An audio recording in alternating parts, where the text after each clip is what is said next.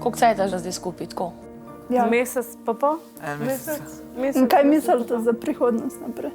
Pač jaz si želim ostati z njo, tudi v prihodnosti, tudi po šovu. Za njo pa ne vem, pač, kaj praviš. Pač ne vem, bomo videla, ne. Še par tednov je, ne. Bomo videla do konca.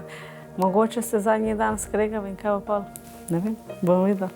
Pa da ne razmišljaš o tem, da so te skregala, no. Ne vem. Videla. Ja, dobro, Ja, če bomo se videli. že zdaj skregala, pa si škar tukaj, pa no, pa ne. Pravijo, veš, ko pravijo, ne? Da kdor se kregati ne zna, se tudi rad ne zna imeti. Ja, točno tako. Jaz mislim, da lahko rečem po tem enem mestu, da sem se zaljubil v Heidi. Evo, priznam. Pač ful imam rad, no. Pač ful imam rad, pač ful mi bo žal, pač, če nama ne bo šlo vnaprej, ker bi se režalo, da pač nama rata.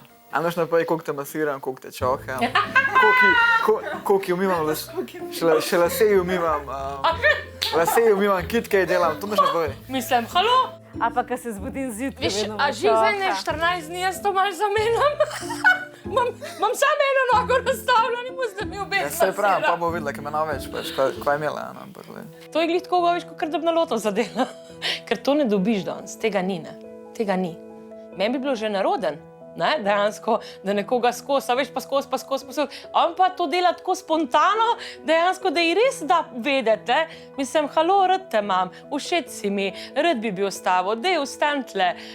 Prav tista res prava pristna ljubezen ali pa ljubezen na prvi pogled. Anže, in kakšna ti je Heidi? Kaj ti je všeč pri njej? Ja, pač vizualno je ful lepa, to je tako pazite. Karakterno pa tako ful je sonček, tako. Pač vse naredi zame, pač kakor da bi se poznala cel life, tako ni panike, ona meni gater pere, pač to meni ful tako. Pač meni gater pere sam mami, pa to je pač edina ženska, pač Do zdaj ti jih je prala, ne? Do zdaj, ja. Ja, vidiš. Zdaj si dobil žensko dejansko in ženo, ki ti zdaj v bistvu že Ja, čez noč dejansko- gate pere.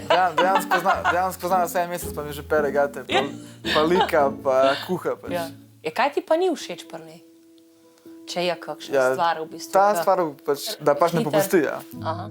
Pač mora daj popustiti, pa pač mora dojeti, da nima ona pač skozi prav. Anže trenutno ni močen, ne, karakterno, ampak glede na to, da je Heidi močna, če bi bila oba dva močna, bi se pohodila. Da bi bil Anže premočen, po moje, da pa v bistvu bi pa Heidi pobegnila.